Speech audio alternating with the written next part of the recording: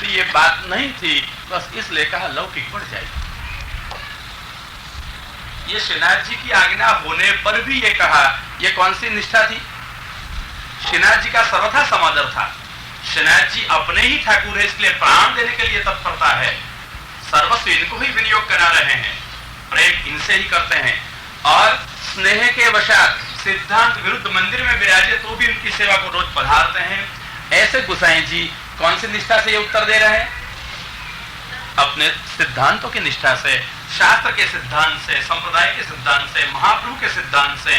श्रीनाथ जी की आज्ञा के बारे में भी बालक है करके नहीं मानते, परंतु हाँ, जब देखी इच्छा तो वश हो गए तीसरी दफा, एकाएक नहीं। हम सोचते हैं ये सारा विवेक हम न समझ सकते हैं प्रकृति की प्रेरणा को, न समझ सकते हैं प्रभु की प्रेरणा को, क्योंकि हमारी बुद्धि मर्यादा की प्रायः बाहर की बात हो जाती है। तब हमको एक तो महाप्रभु ने पता चलाया है, अब जो कुछ करें वो कैसे करना अपन को, कैसे? बस तस्मात् शास्त्रम प्रमाणन्ते, गीता में इसलिए ढंढेरा पीट के कृष्ण कहते हैं तस्मात् शास्त्रम प्रमाणन्ते कार्य व्यवस्थित। आपको क्या करना क्या नहीं करना इस विषय में शास्त्र ही प्रमाण है। और फिर आगे कहते हैं यह शास्त्र विधि मुत्सृज्य वर्तते कामकारत न सिद्धिम वाप्नोति नाप्नोति च परं गतिम। जो शास्त्र के सिद्धांत को छाड़ के छोड़ के अपनी इच्छा के अनुसार तरंगों से चलते हैं, इन लोगों को न सुख होता है न परम गति की प्राप्ति होती है। गीताकार ने स्पष्ट निषेध कर दिया। और गीता केवल मर्यादा शास्त्र नहीं है, पुष्टि मार्ग में वल्लभाचार्य जी ने प्रमाण गीता का गिना है। वेद, गीता, ब्रह्मसूत्र और भागवत, ये चारों प्रमाण हमारे वहां है। इनकी एक वाक्यता से ही हमारा संप्रदाय चलता है, दार्शनिक पक्ष है। इसलिए यहां तो शास्त्र के सिद्धांतों को ऐसे रखे गए हैं कि भाई भगवान तो समर्थ है, उसको कोई नियम नहीं बांध सके, जो कुछ करना है वो भगवान तो करे, हमको स्वीकारिए। परंतु हमारी ओर से, जीव की ओर से एक मर्यादा है हमारे व्यवहारों की, और ये मर्यादा का नाम क्या है? हाँ, यही हम जिससे प्रयत्न करेंगे, जहां डटे रहेंगे, ये है हमारा पुष्टि भक्ति मार्ग। बस ये मर्यादा में अपन को रहना है। यहां पुरुषोत्तम पधारेंगे हमारे सामने कृपा से अंगीकार करने के लिए, जरूर ये कृपा से कृतार्थ करेंगे। मार्ग पे डटे रहो। महाप्रभु वेणु की सुबोधनी में भी कहते हैं भगवान मार्ग में फल देते हैं, मार्ग के बाहर कहीं नहीं। मार्ग का तो इतना महत्व है कि महाप्रभु एक दूसरी जगह कहते हैं सुबोधनी में, अगर कृपा भी न हो आप मार्ग में रहो, मार्ग का सामर्थ्य वो आपका उद्धार कर देगा। और ये मार्ग मैंने कल दिखाया था, आरंभ किया था, और आपको कुछ होमवर्क भी दिया था, भूल तो नहीं गया हूं। समय पे याद प्रभु करा देते हैं, मैं भूल जाऊं तो भी याद कराना भूला देना सब हाथ में रख के वो बैठते हैं। मत स्मृति ज्ञान वपोहन, मेरे से ही याद हो और मेरे से सब भूल भी जाए। तो अच्छा, अब भगवान ने ठीक मौके पे याद कराया कि ये मार्ग हमारे लिए दो तरह से दिखाई दिया गया। एक जे जन शरण आयते तारे, और दूसरा क्या कहा था? दूसरा जे जन शरण आय अनुसर ही ग्रही स्वाम गोवर्धन नाथ है। हाँ, अब ये दो मार्ग दिखाए थे। उसमें प्रश्न क्या किया था? पहले प्रश्न तो कहो, फिर उत्तर देना हो। क्या प्रश्न था कल? आपको कहा था सब सोच के आना। भाई आप सोच के आए क्यों? अच्छा, प्रश्न याद है? अच्छा, भूल गए। ठीक है, आप सब भूल गए, आप सब प्रश्न ही याद नहीं है। प्रश्न तो यही है, जय जन शरण आए अनुसर ग्रह सोमपति। ठीक है, उनके बारे में जो है, जो प्रश्न क्या था पहले? ये मैंने क्या पूछा था वो तो मेरे को याद कराओ पहले। ये तो याद आ गया कि कुछ पूछा था मैंने आपको, घर से सोच के आने को कहा था, परंतु शायद मान लो कि मैं भूल गया हूं कि क्या कहा था सोचने को, क्योंकि वो क्षण क्षण में सब भूलते हैं। तो क्या सोच के आने को कहा था? कहिए, कुछ सोच के आने को कहा था, क्या कहा था? हाँ, तो ये दो तो हो गए, तो फिर सोचना क्या था उसमें? उसके लिए सोच के आने के लिए अपने बारे में सोचने का कोई संदर्भ में नहीं कहा था? ठीक है, बराबर याद है आपको? हाँ, यही कहा था कि ये दो के बारे में सोच के आना।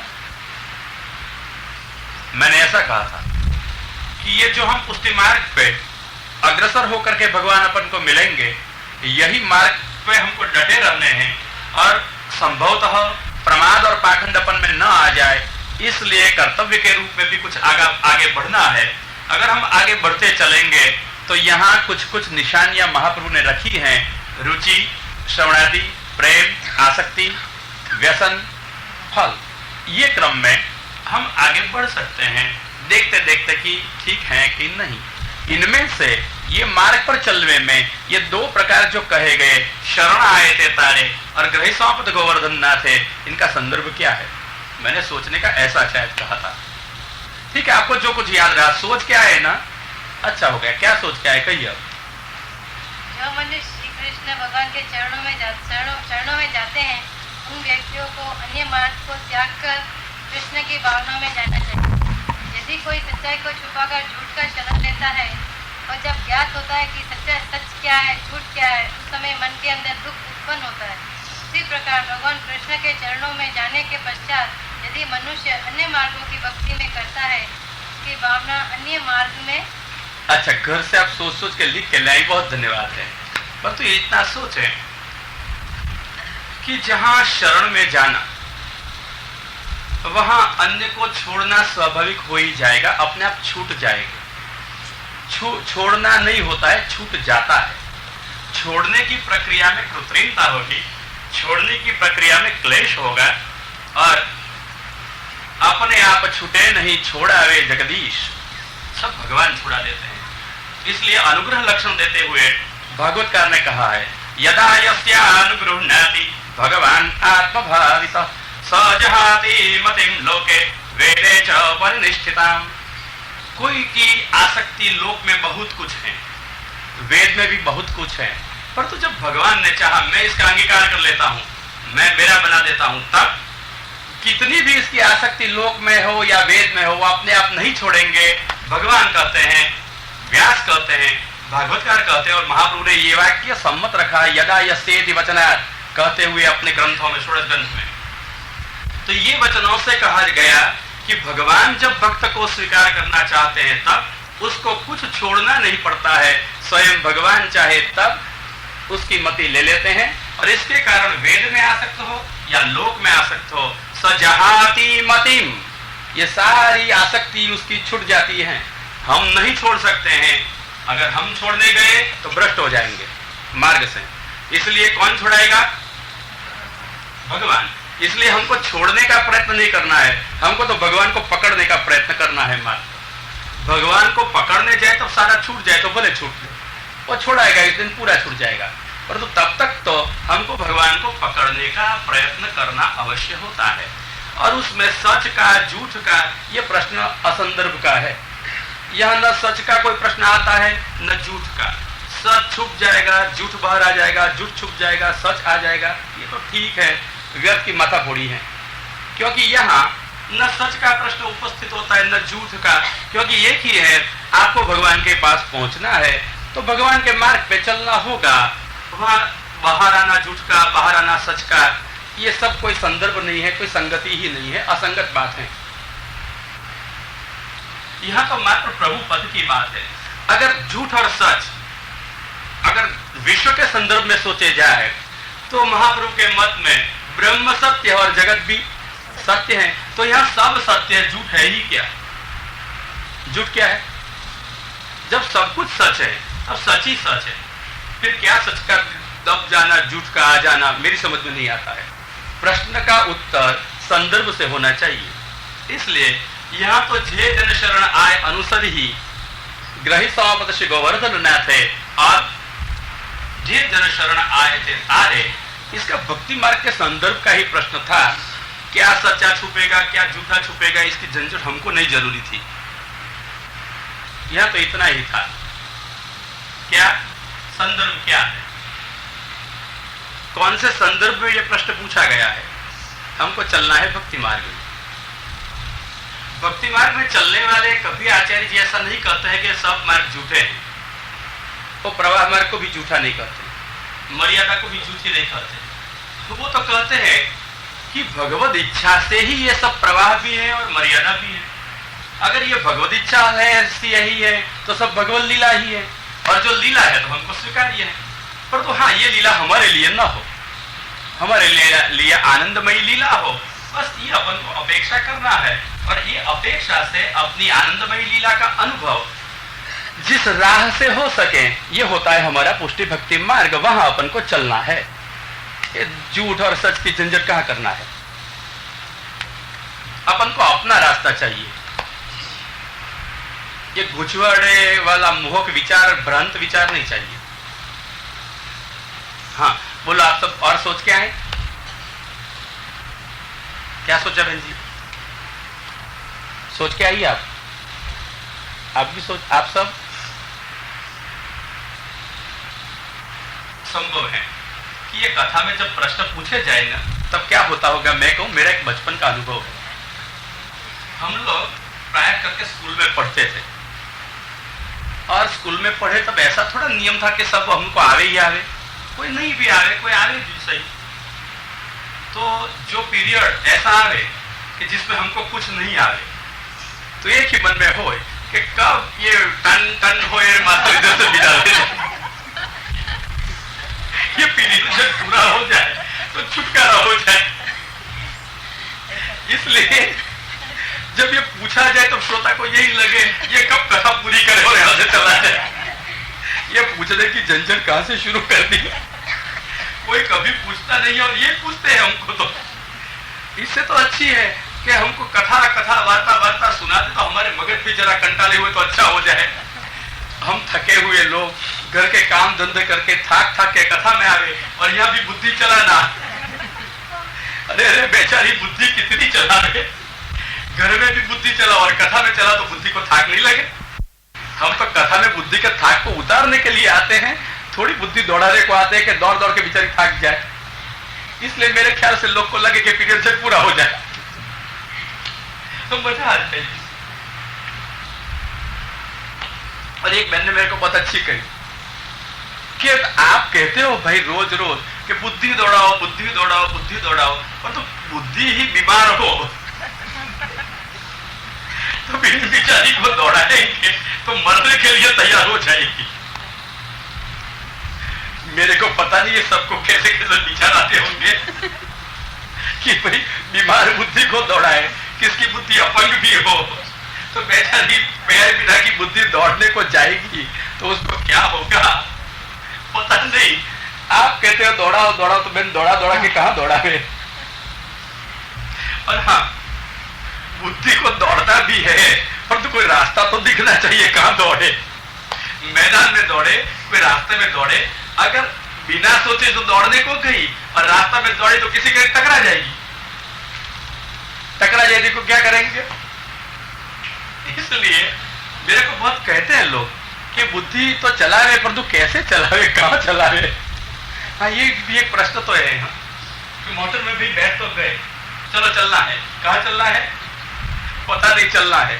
तो मोटर में पेट्रोल भी है, आपको चलाना भी आता है, पर तो कहां चलना वो रास्ता पता ना हो तो क्या करोगे? स्टीयरिंग पर बैठ लेने का, हाथ में पकड़ के एक्सीलेटर पर पाँव रखने का, जब कुछ आके चलाना। हम लोग आपके प्रश्न का उत्तर देने के लिए शास्त्र ही पढ़ने पड़ेंगे ना, तभी प्रश्न हल। हाँ, इसमें पंडित होने की जरूरत नहीं पड़ती है। हाँ, महाप्रभु जी के ही ग्रंथ पढ़ लो ना, अपने आप समझ पड़े। भागवत अच्छी तरह से समझ लो, ये तो हमारे समाज में बहुत प्रचार है भागवत का, तो ये अच्छी तरह से समझो, शिक्षा पत्र समझो, वार्ता के सिद्धांत समझो, षोडश ग्रंथ समझो, मेरे ख्याल से पर्याप्त मिल जाएगा। हाँ, और यहाँ तो स्पष्ट सिद्धांत होते हैं। परंतु हाँ, हम क्या चाहते हैं कि ये सारे पुस्तक आप कहते हो पढ़ो पढ़ो पढ़ो, पढ़ पढ़ के थक गए, पढ़ने की उम्र चली गई, हमारे बच्चे आज तो पढ़ते, हम क्या पढ़े? बच्चे पढ़ते हैं, हम बच्चे हैं अभी। महाप्रभु कहते हैं जब तक हमको शास्त्र ज्ञान न हो तब तक हम बच्चे ही।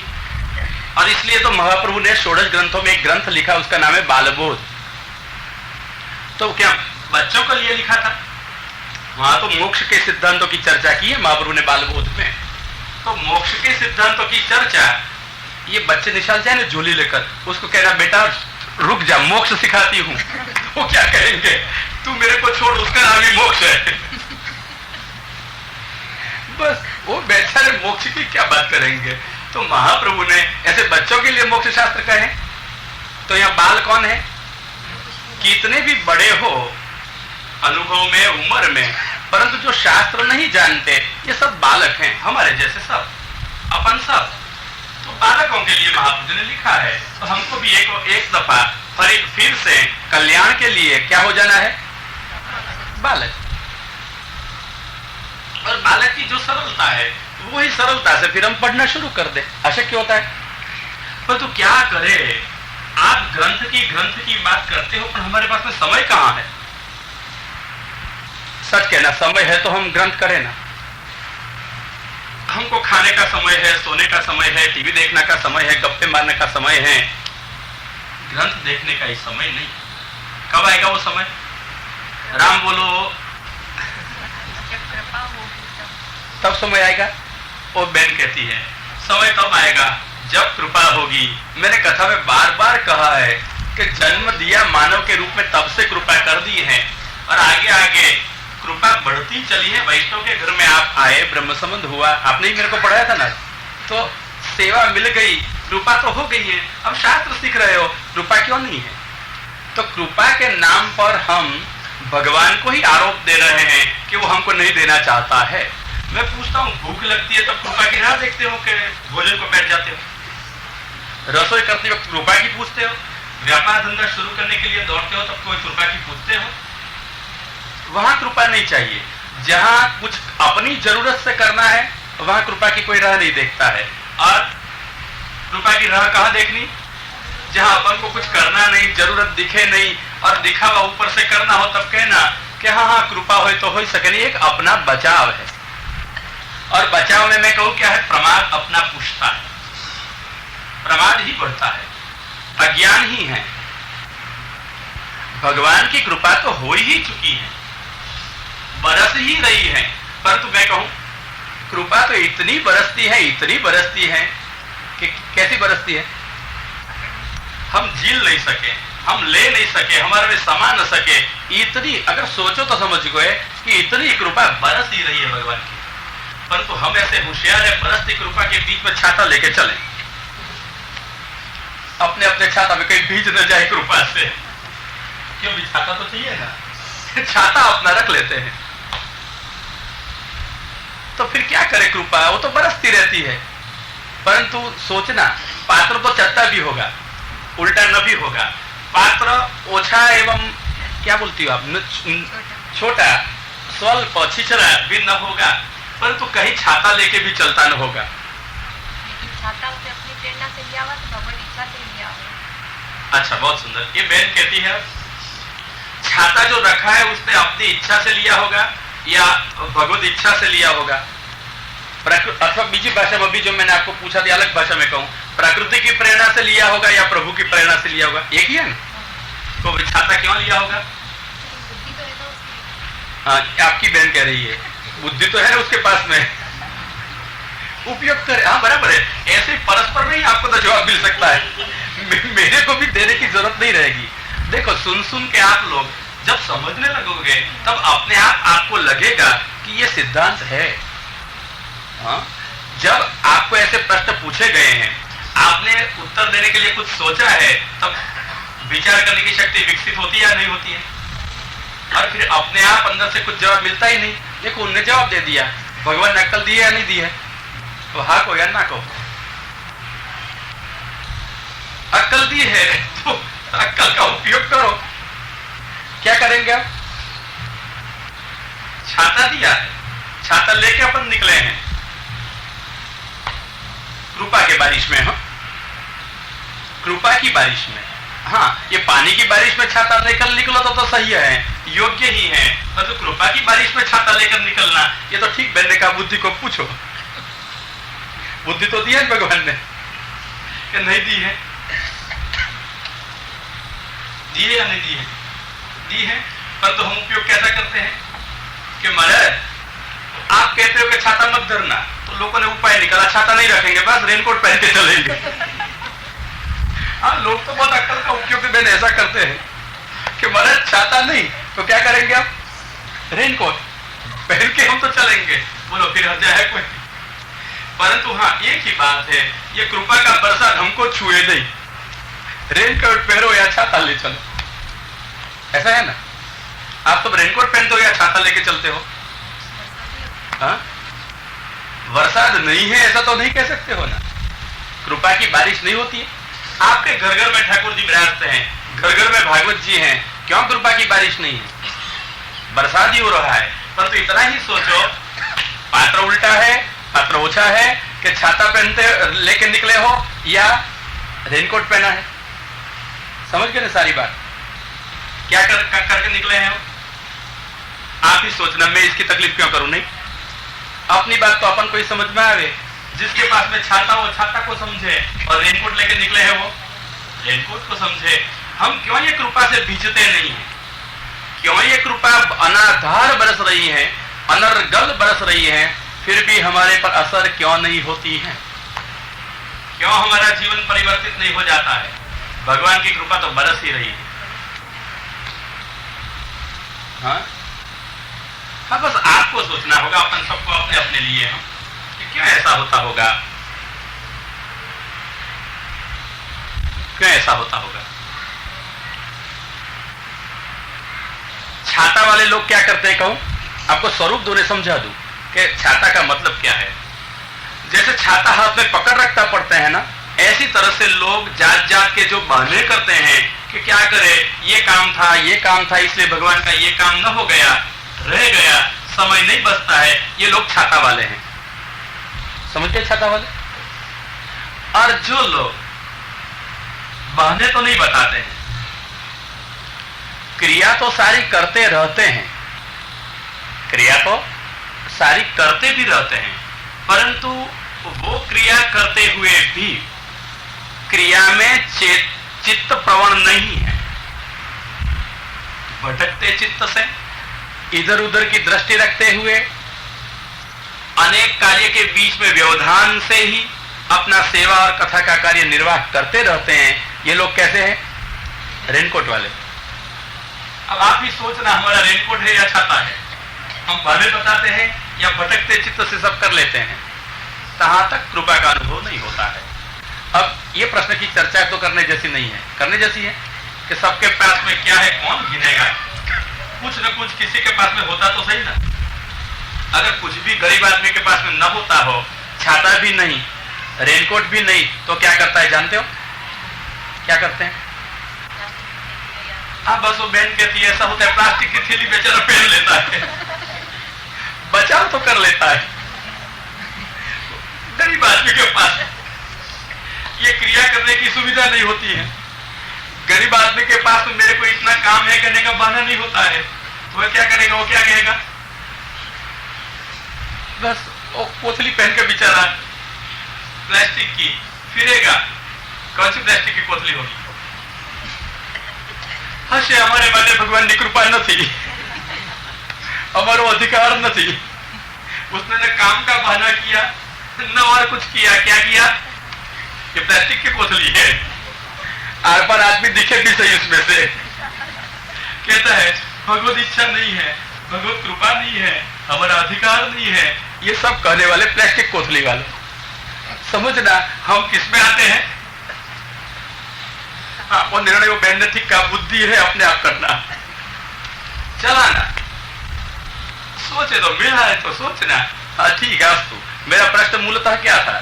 जे जन शरण आयते तारे, और जे जन शरण आय अनुसर ही गोवर्धननाथ है, इनके साथ उसका संबंध कैसे बिठाना है कि हम जो मार्ग से गुजर रहे हैं, जो 7 के 6 जो निशानियां हो, रुचि से फल तक की आपको दिखाई गई, इसके रास्ते पे हम चलते हैं, वहां ये 2 फाटे हैं, कहां जाना है ध्यान रखना है ना। वार्ता के प्रसंग में देखो, महाप्रभु ने सबको ब्रह्म संबंध नहीं कराया है, गुसाई जी ने भी सबको नहीं कराया। कई शरणे आते थे जीव, तो जो इसमें से दैवी थे, जिन जीवों को भगवत सेवा का अधिकार था, महाप्रभु जी दिव्य दृष्टि से अथवा भगवत रूप सर्वज्ञ थे, जान लेते और यही दैवी जीवों को ब्रह्म संबंध कराते थे और उनको सेवा देते थे। परंतु जिनका अधिकार न होते हुए भी ये दैवी जीवों के देहादि संबंध वाले होते थे, इनको आप कहते थे इससे ही तुम्हारा उद्धार हो जाएगा और शरणागति मात्र कराते थे। तो यहां उद्धार करना सर्वस्वाभाविक और सामान्य बात थी। कैसा उद्धार? जे जन शरण आयते तारे, जो आए शरण सबको तार दिए, संसार के पार उतार दिए, मृत्यु के भी पार उतार दिए। यहां मुक्ति देना तो बहुत आसान था। कितनी सस्ती मुक्ति मैं कहूं। महाप्रभु जी जब गोवर्धन पर्वत पर विराजते थे, शनाथ जी सेवा कर रहे थे, दान एकादशी का दिवस था। ठाकुर जी को इस वक्त दही जरूर धरा जाए, हाजिर नहीं था। महाप्रभु ने अपने सेवक को भेजा, प्रभुदास जलोटा उसका नाम, दही लेने के लिए जलोटा जी चले और रास्ते में ही एक ग्वालनी मिल गई। पूछा, भाई दही है? उसने देखा बाबा जैसा कोई आदमी आया है, दही मांग रहा है। ये प्राचीन काल था, सद्भाव था व्यक्ति व्यक्ति के प्रति। उन्हें कहा, है बाबा जी ले जाओ। कितना चाहिए? प्रभुदास ने कहा, भाव बोल, क्या भाव है? उसने कहा, बाबा तेरे से क्या भाव लेगी, ले जा दही, तेरा जैसा कौन मिलेगा? प्रभुदास ने कहा, मैं किसी का ले नहीं सकता हूं, हम महाप्रभु जी के सेवक हैं, हम ले नहीं सकते तेरा। द्रव्य लेके लेंगे, द्रव्य ले, भाव ले लेते हो। भाई ने कहा, अरे बाबा ठीक कहती हूं, तेरे से क्या भाव ले, तू ही बाबा घर छोड़ के भटकने वाला, मेरे को क्या देगा, मैं तो घर में बैठी हूं, जा ले जा। हाँ, भाई भी बड़ी होशियार समझाई दे ऐसी थी। उसने कहा, मैं जैसा भी हूं भाई, चिंता मत कर, मफत नहीं लूंगा और दही लूंगा, पैसा दूंगा। जब जिभाजोड़ी बाई ने बहुत की, प्रभुदास जी नहीं माने, कहते ही रहे पैसा ले और दही दे। अपने ठाकुर जी को किसी की सत्ता का, किसी के पैसा का कभी आरोप आया न जाए। अपनी ही सत्ता का, अपनी मेहनत से जो द्रव्य कमाए हैं, इससे ही अपने ठाकुर जी को भोग धरना चाहिए। अपना कमाया हुआ अपने ही हाथ से सेवा करते हुए अपने ठाकुर जी को धराओ, आरोप। भाई ने फिर उब गई, कुछ अकुला गई, कह दिया, बाबा कब की कहती हूं दही ले जा, तू लेता नहीं है, पैसा ले करते तो क्या तेरे पास में लेना जैसा है, तू क्या दे करके देगा? प्रभुदास ने कहा, जो मांगेगी वो देगा, ठाकुर जी के लिए क्या नहीं दिया जाए। इसमें बोलते हैं, जो मांगेगी वो देगा। जेब में पैसा हो गया नहीं, चिंता नहीं, उसको सामर्थ्य है, जो मांगे वो दे, बोल मांगेगी वो देगा। वो बाई कहती है, अरे बाबा तू घर छोड़ के मुक्ति लेने को निकला, तो क्या मेरे को मुक्ति दे देगा दही के बदले में, ले जाना। प्रभुदास ने कहा, दे दी मुक्ति, दे दही। बाई तो बड़ी चतुर निकली, उसने कहा, तेरे जैसे बावे तो बहुत निकले जंगल में, मुफ्त में दही खा जाए, ऐसे अब नहीं दूंगी। अब तो बाबा मुक्ति मिलेगी, उसकी खातरी क्या, तू बोल के फिर नहीं जाएगा, तू तो दही ले जा और कहेगी अब मुक्ति नहीं मिलेगी, तू मुक्त मैं भी मुक्त, दही तेरा मेरा हो गया। नहीं चले बाबा, अब तो तब मिलेगी ये दही की कोई भी बात आपसे होगी आगे, जब लिख के दो के मुक्ति दे दी। भाई ने सोचा ये टिकट होगी मुक्ति की, मरते वक्त दरवाजे पे बता दूंगी और मुक्ति के दरवाजे पे प्रवेश हो जाएगा। भूली ग्वाली बेचारी जंगल में रहने वाली।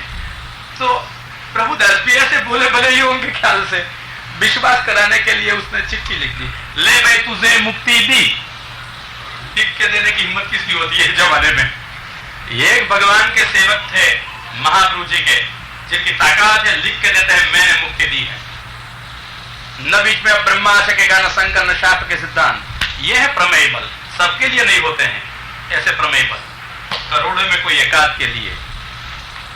और ये प्रमेय बल से मुक्ति लिख के दे दी। आए प्रभुदास जी मंदिर में और बाई गई अपने घर गई, देह छूट गई ऐसे ही। और जब लोगों ने कपड़ा बदला है ना, खोला, तो वो बाबा की चिट्ठी अंदर से निकली, मुक्ति तुझे दे दी। लो, उधार नहीं रखी मुक्ति के 5-10 साल बाद हमारा चेक चलाना। आप लोग व्यापार करो, बैलेंस नहीं हो तो क्या करो, चेक तो देना पड़े, तो क्या कहेंगे भाई 10 दिवस के बाद हमारा चेक जरा बैंक में भरना, तब तक रख लेना। वो प्रभुदास ने ऐसा नहीं कहा। हाँ, तो प्रभुदास क्या कहते हैं, हम बोलते हैं चेक नहीं लेगा। हाँ, वो बोलते हैं कि चेक नहीं लेगा, वापस ले जा, देते हो ना। हाँ, तो देना पड़े व्यापार में ऐसा। तो प्रभुदास ने ये भक्ति का व्यापार ऐसा नहीं चलाया कि भाई मेरा बैलेंस जमा हो फिर मुक्ति का चेक बटाना। वो तो घर गई और शरीर छूट, बेटर नहीं।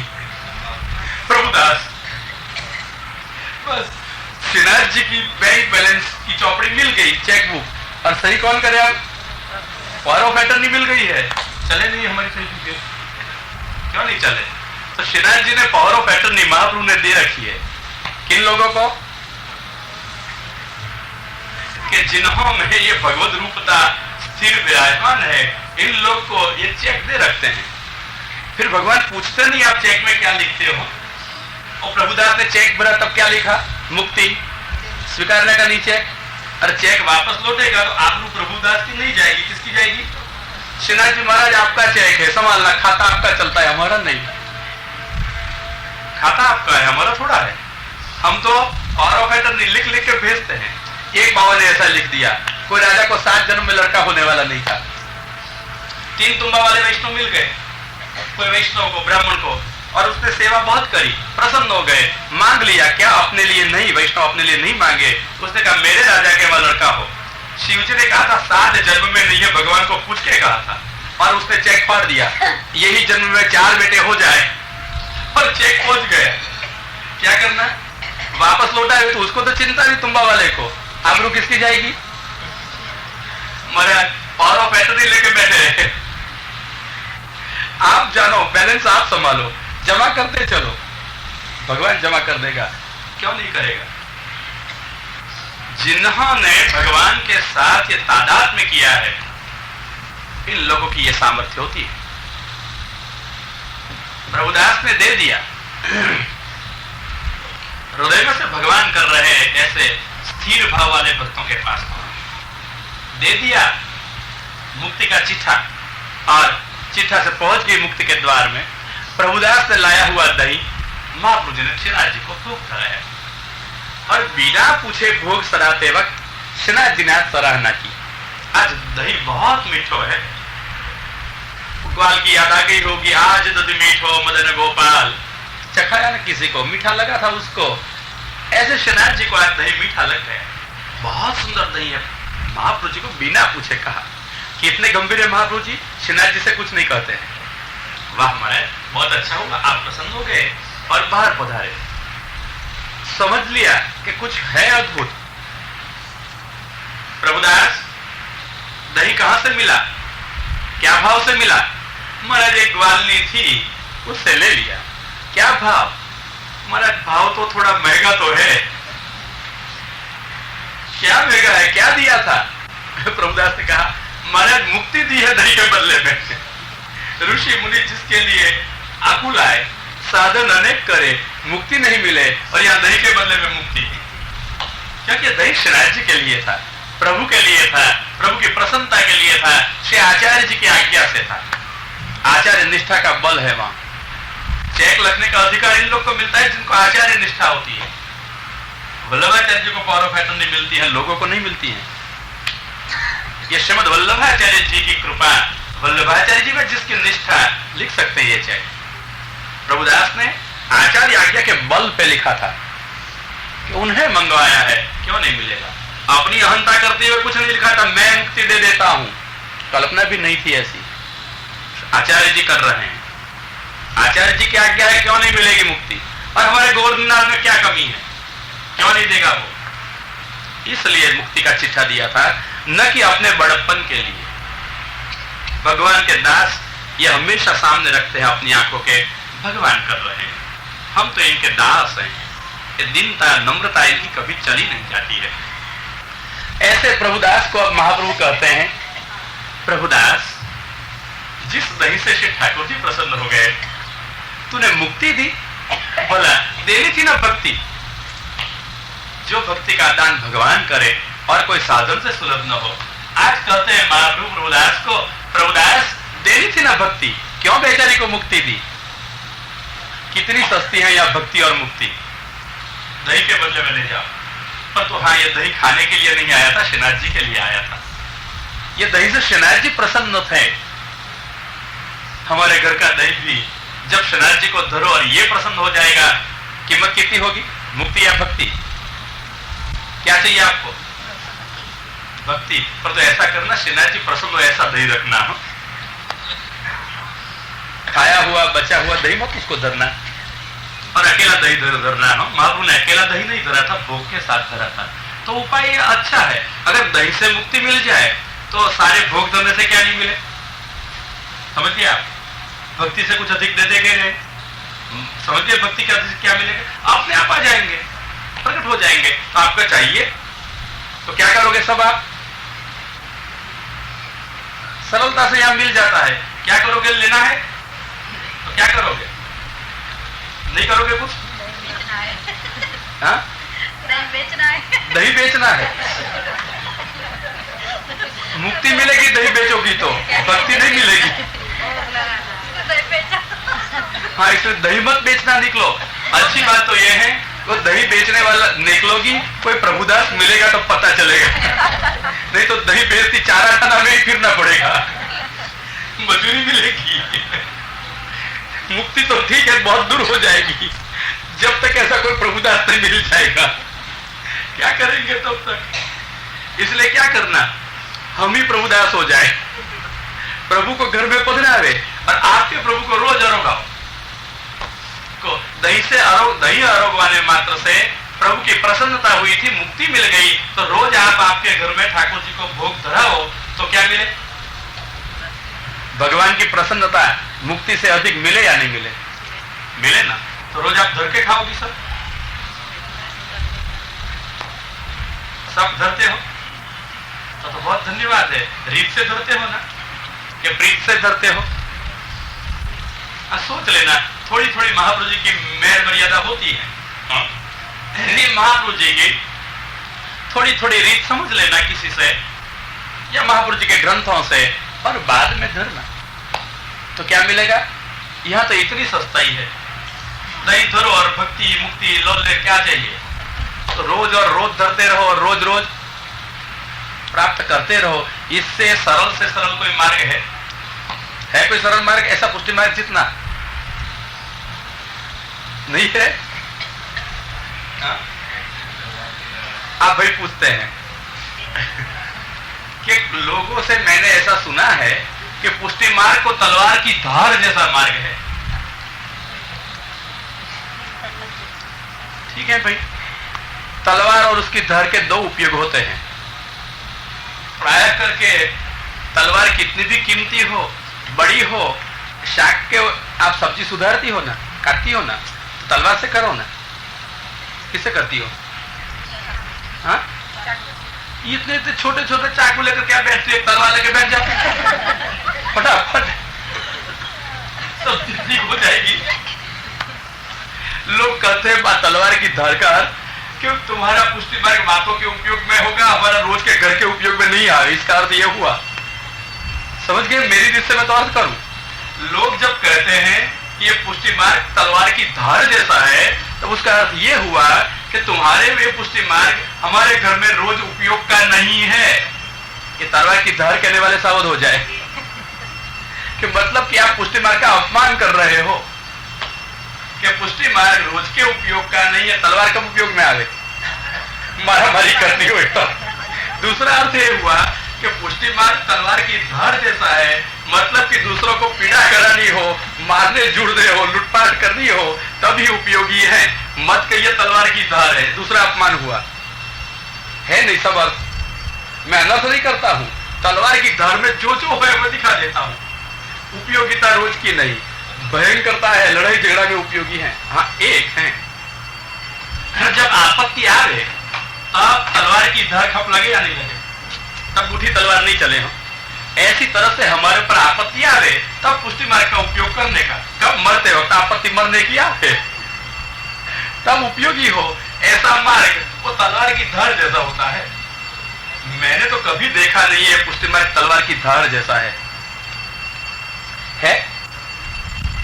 सच कहता हूं, तलवार की धार कहना ये इतनी रीत से पुष्टि मार्ग की अवज्ञा या अपमान नहीं है। मैं तो मेरी रीत से सोचता हूं, मेरे को घरेड़ में सोचने की कभी टेव नहीं है कि लोग सोचे ऐसा सोचना। मेरे को तो प्रभु जैसे प्रेरे ऐसा सोचना, बस अपनी स्वतंत्रता से प्रभु के शरणों में। तो तलवार की धार जब कहे ना कोई, तब पूछना कि तुम्हारा पुष्टि मार्ग तलवार जैसे रोज के उपयोग की नहीं, ऐसे रोज के उपयोग नहीं है ना। तुम्हारा पुष्टि मार्ग जैसे वो तलवार की धार मारने में उपयोगी है, ऐसा उपयोगी किसी को मारने में है। तलवार की धार कहते हो तब कहूं, ये पुष्टि मार्ग जब तलवार आपत्ति होती है तब उपयोग में आती है। ऐसी तरह से मरने की जब आपत्ति आए या धन दौलत की आपत्ति आवे तब ये पुष्टि मार्ग का उपयोग करना है। बोलो तलवार की धार कब कही जाए, समझ गए बराबर बेटा। इसलिए जो प्राचीन लोग कहते होंगे अगर, तो शायद बिना समझे कहते होंगे, अथवा उसका ऐसा कुछ अनुभव होगा ये तलवार की धार जैसा। मेरी समझ में और प्राचीन भगवतियों से मैंने ये तलवार की धार तो कभी सुनी नहीं। आपने सुनी हो, आपने पूछी तो मैंने बताई कि तलवार की धार है या नहीं। तलवार की धार क्यों कहा गया होगा कि पहले लीला वाले को भी शाप हुआ था, 84-252 को भी शाप हुआ था, ऐसा कुछ सुना जाता है वार्ताओं में। इसलिए लोग घबराए गए कि यहाँ कोई अपराध लग जाएगा तो सेवा करने में, ठीक है ना।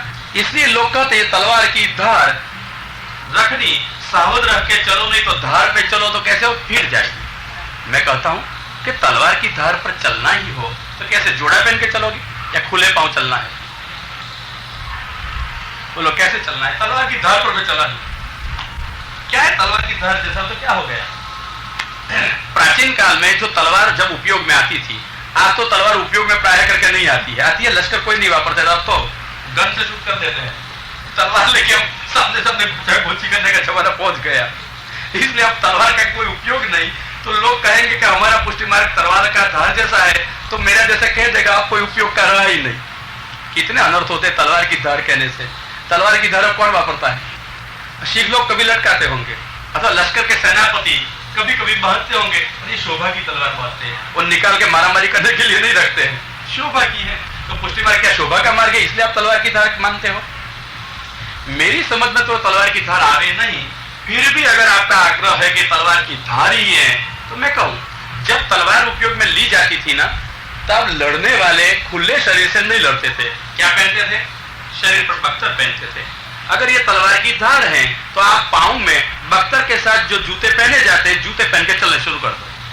तलवार की धार कुछ नहीं करेगी। ये कौन से जूते हैं?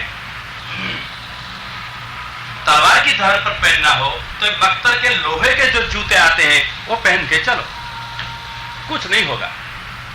कौन से लोहे के जूते होंगे कि तलवार की धार पर चलने के लिए? अलबत्ता है नहीं मेरे मत से तलवार की धार, परंतु कहते हैं, ये कहते हैं ऐसे, तो मैं उसका उत्तर भी देता हूं कि अगर तलवार की धार है तो ये बख्तर के बूट पहन के चलो। कौन से बख्तर है और कौन से बूट पहनोगे? महाप्रभु जी के शास्त्र के सिद्धांत सुदृढ़ बख्तर हैं। बस इसकी मर्यादा में रह करके चलो, तलवार कुछ नहीं करेगी। तलवार की धार अब नहीं रहेगी, होगी तो भी कुछ आपको नहीं करेगी। धार तब बैठ जाती है जब हमारे पैर में ये जूते नहीं होते हैं, पादत्राण नहीं होते हैं। पद पद में त्राण करे वो पादत्राण। तो पद पद में, जीवन के प्रत्येक प्रसंग में, जीवन की प्रत्येक परिस्थिति में हमारी रक्षा कौन करे? ये पादत्राण। पदे पदे त्राण करे वो पादत्राण। तो पद पद में हमारा त्राण करने वाला एवं रक्षा करने वाला कौन है? श्री महाप्रभु जी के सिद्धांत, श्री महाप्रभु जी का शास्त्र। बस इनको बराबर अपनाते चलो पद पद पे। जीवन के प्रत्येक कार्य में, जीवन के प्रत्येक प्रसंग में महाप्रभु जी के शास्त्र को पूछो, अपने भक्ति मार्ग की रीत को, और महाप्रभु जी की आज्ञा के अनुसार चले जाओ। तलवार की धार आपको कुछ करेगी नहीं। हाँ, हमको यह है कि जूते पहनने नहीं और धार पे चलना है, तो पक्का पैर काट जाएगी। आपकी तलवार की धार से। महाप्रभु जी के सिद्धांत के बिना चलना शुरू कर दिया पुष्टि मार्ग में, तो लोग कहते हैं जूते कैसे कैसे मार्ग तलवार की धार जैसा। सिद्धांत बिना जो लोग हैं जिनके लिए तलवार की धार होने दो, सिद्धांत से चले, आज्ञा अनुसार चले। महाप्रभु जी की तलवार की धार है ही नहीं। आज्ञा ही वकारिया सततम स्वामी द्रोह अन्यथा भवे। अंतःकरण प्रबोध में महाप्रभु ने कहा आज्ञा का पालन करो नहीं तो स्वामी द्रोह होगा। आज्ञा से चले, मार्ग मर्यादा में रहे, कुछ नहीं होने वाला है। हो गई तलवार की धार, अब शांत हो गई है नहीं। फिर भी जो बनाई गई तो मैंने उपाय भी दिखा दिया कि अगर तलवार की धार भी है तो ये उसका उपाय है, चले जाओ निर्भयता से। परंतु अब लोगों की प्रैक्टिकल उपाधि के इतने से नहीं चली जाती है।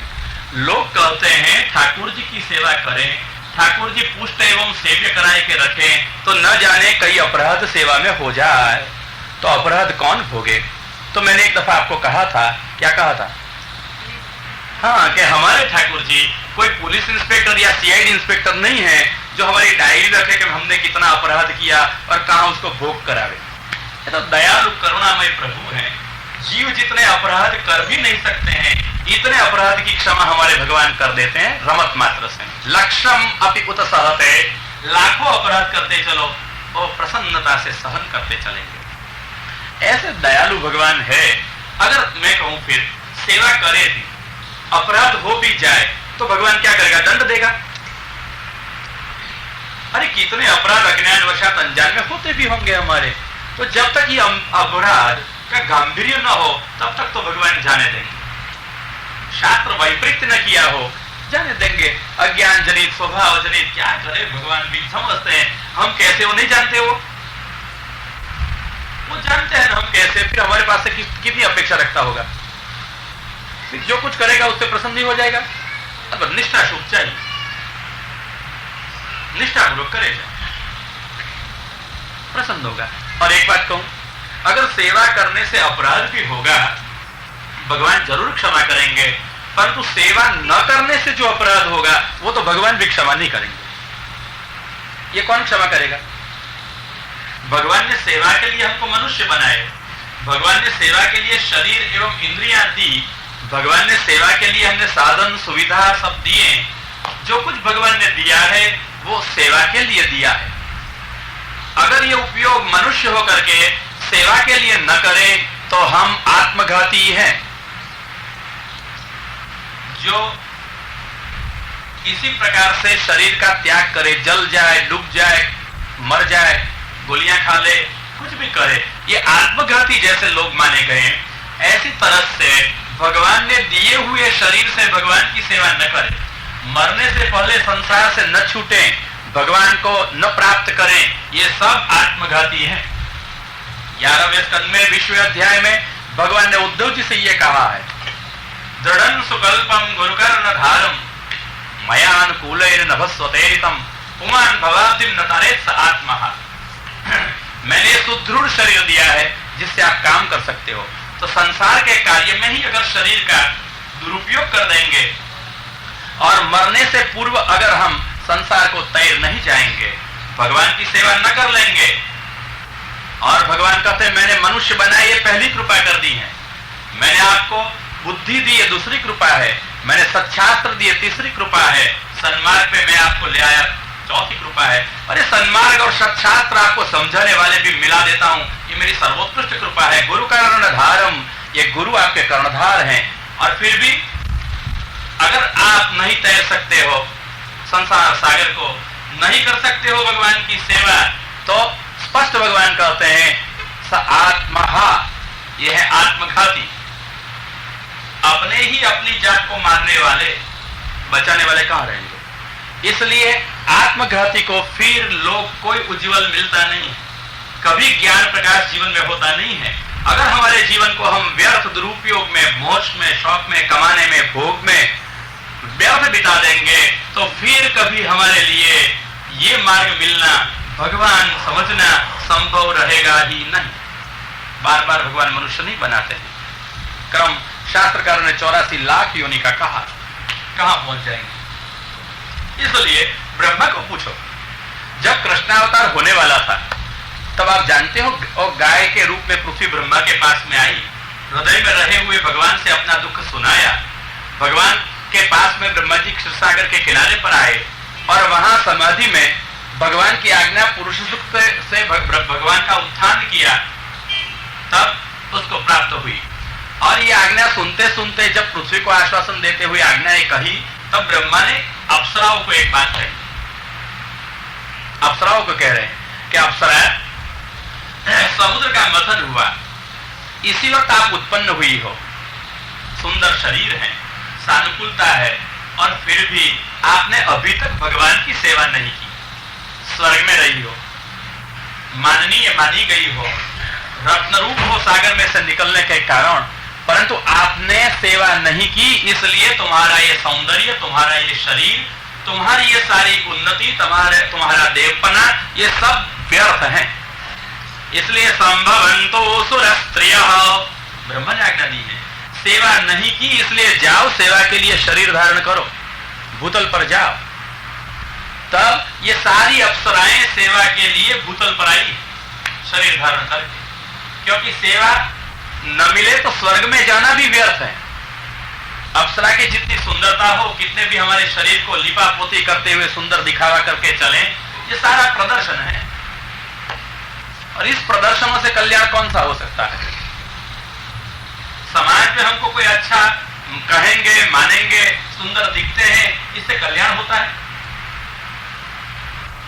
हाँ, हमारा अहम बढ़ेगा कि हम सुंदर हैं, सुंदर दिखते हैं, तो भले सुंदर रहो, मैं तो कहता हूं વધારે सुंदर बनो, बन सकते हो तो, और जितनी भी लिपापोती या मकान को रंग रोगान कराना हो, ऐसी तरह से शरीर को जो कोई रंग रोगान करा सकते हो करो। और कैसी रीत तो चले आप बड़ी बहनों की मैचिंग करने की, वो साड़ी पहने, ऐसा अंदर पहने, ऐसा पग में भी पहने, ऐसा उधर कपाल में भी चौटारे।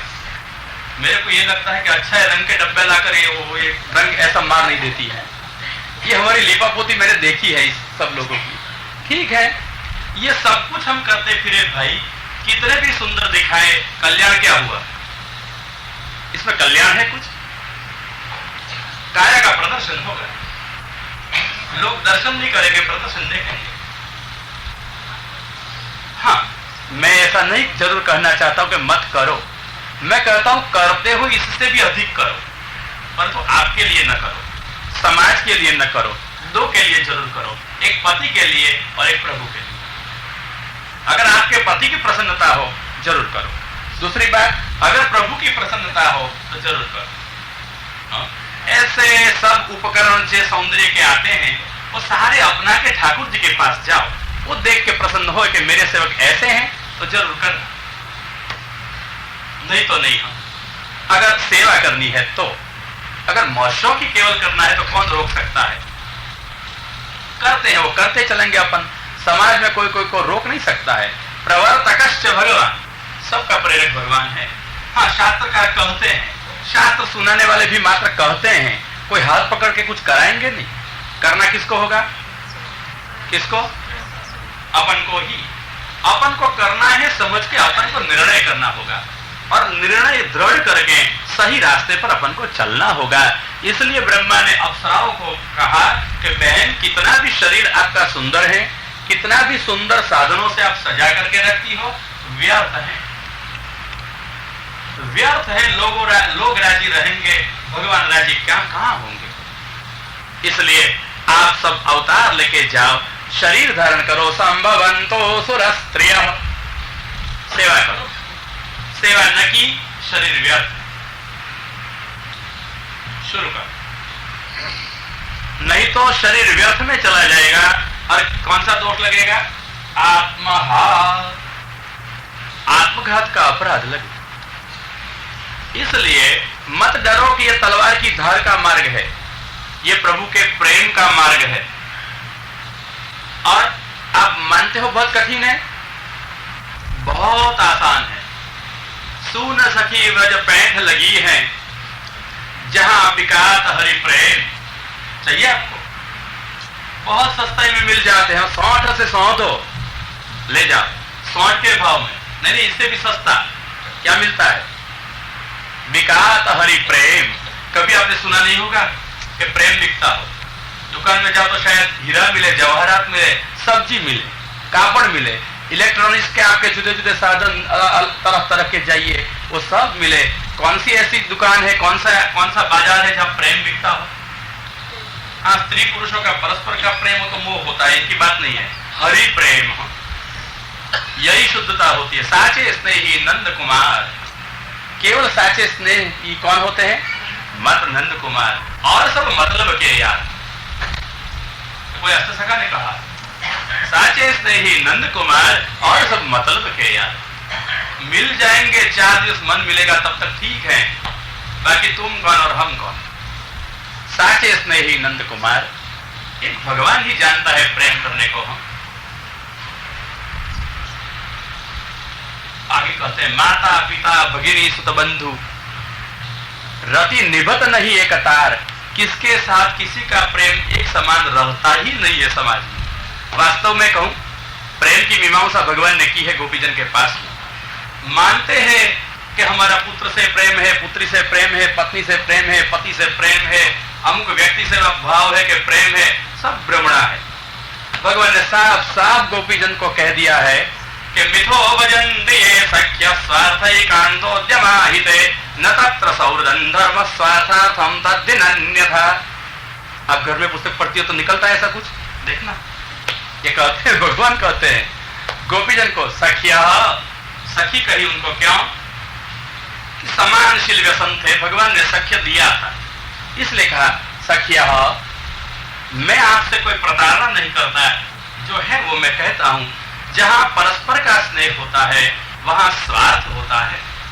स्वार्थार्थम एव तद ही नन्यथा, इतने स्पष्ट शब्द में भार देकर भगवान ने कहा स्वार्थार्थम मतलब स्वार्थ के लिए होता है। एव निश्चित रूप से, ही सचमुच कह रहा हूं शास्त्र के सिद्धांत से, न अन्यथा, और कोई कारण से होता नहीं है। इतना निषेध लगा करके जोर से भगवान ने कह दिया है कि परस्पर में दिखाता हुआ प्रेम मोह होता है, और इसलिए स्वार्थार्थम केवल स्वार्थ के लिए, न अन्यथा। फिर कहते हैं न तत्र सौहृदं धर्म, यहां न धर्म रहता है न स्नेह रहता है। जहां धर्म हो, शास्त्र की मर्यादा हो, वहां ही सच्चा स्नेह हो सकता है। शास्त्र निरपेक्ष नहीं, शास्त्र मर्यादाओं से रहित नहीं, इसलिए न धर्म न च सौहृदम, वहां नहीं धर्म है न सौहृद है, न स्नेह है न धर्म है। इसलिए कहते हैं कि अगर स्नेह हो तो किससे करें? और ये शरीर के संबंधी जितने भी हो ना, आज हैं और शरीर छूट जाएगा, बदल जाएगा, फिर सारे के सारे समाज वाले बदल जाएंगे हम। परंतु हाँ, नहीं बदलेगा, हमेशा साथ में रहेगा। कौन? एक जन्मे तब के साथ में है और मरेंगे तो भी साथ में वो ही आएगा, और कोई साथ में रह नहीं सकते हैं। किसी ने मेरे को एक दफा कहा था, कोई मित्र थे दो परस्पर में, एक ने मेरे को कहा हमारी तो प्रतिज्ञा है हम साथ में ही रहेंगे। होंगे निकट के दो मित्र, मैंने कहा इससे अधिक मूर्खता क्या चाहिए, हम साथ में ही रहेंगे, कौन रखेगा?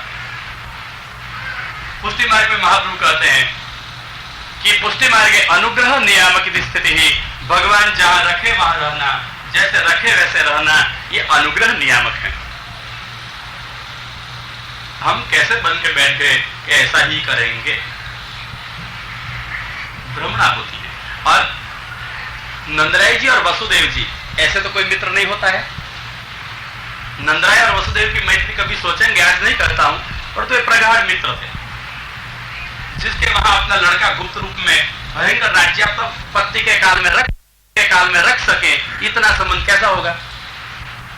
और फिर ये दोनों एक गोकुल में रहे, एक मथुरा में रहे, बार बार मिल भी नहीं सकते। जब मिले तब क्या बोले जानते हो? तो कहते हैं दोनों नैकत्र प्रिय संवास सुहृदान चित्र कर्मणा। भगवान ने विचित्र विचित्र कर्तव्य अपने अपने दिए हैं, तो कितना भी स्नेह लोग परस्पर में माने, जो स्वार्थ घटित होता है, संबंध जनित होता है, ये स्नेह को कैसा भी माने, परंतु फिर भी नैकत्र संवास, एकत्र संवास शक्य नहीं। क्यों? चित्रकर्मणा, अपने अपने कर्तव्य होते हैं ना, तो कर्तव्य के राह पर ही चलना होता है, इसलिए निषिद्ध है। मैंने उसको कहा कि आप कहते हो न धर्मशास्त्र सम्मत है न भगवत शास्त्र सम्मत है, इसलिए एक ही सम्मत है, अनुग्रह नियामक हो। भगवान जैसे अपन को जहां पर रखे, इनसे स्नेह रखे, ऐसे ही रहे। और जिसने भगवान से स्नेह है, जिसके पास में भगवान है, वो कभी बेचारा नहीं होता है, कभी मैं अकेला हूं, दुखी हूं, या आक्रंद उसका होता ही नहीं है। अगर है तो उसको भगवान का ज्ञान नहीं या भगवान से संबंध नहीं। क्यों लगता है ऐसा? जिसके पास में कृष्ण है, दासोहम की दृढ़ता है, तो दुखी क्यों है? क्योंकि दृढ़ता हमारे में आपन भी नहीं है। उछाले आते होंगे कभी कभी, दृढ़ता नहीं। जिसके पास में कृष्ण है, दासोहम महाप्रभु ने दीक्षा देकर जब कृष्ण से संबंध करवाया है, यह हमारा आत्मा का संबंध है। देह के संबंध हमारे देहधारियों से होगा, छूटेगा, मिटेगा, आएगा कर्मानुसार, ऋणानुबंधानुसार। भगवान के साथ का संबंध कब छूटेगा? अगर ये भगवान हमारे हैं, हमारे पास में है, फिर भी हमारा कोई नहीं कहना भगवान का अपमान है अथवा अज्ञान है। कौन है हमारे पास में? भगवान, साचे स्नेही नंद कुमार है हमारे भगवान। क्यों हम गरीब बनते हैं? कोई नहीं है, लोग बेचारे अकेले हो जाते हैं, कोई न मेरी सुनने वाला, न कोई मेरी मदद करने वाला। क्या करे, सब स्वजन चले गए, मैं अकेला रह गया, मैं अकेली बार रह गई। कहां चले जाएंगे? सब प्रतिजन्म चले जाएंगे, ऋणानुबंध से मिलेंगे, और ऋणानुबंध से पति पत्नी, माँ बाप, पुत्र पुत्री कहां तक रहेंगे? समय से मिलते और समय होते हुए अपने अपने रास्ते पे सबको छोड़ के चले जाएंगे। जन्म से जो साथ में रहा, मरते तक साथ में रहेंगे, और जन्म जन्म में साथ में आएगा। कौन?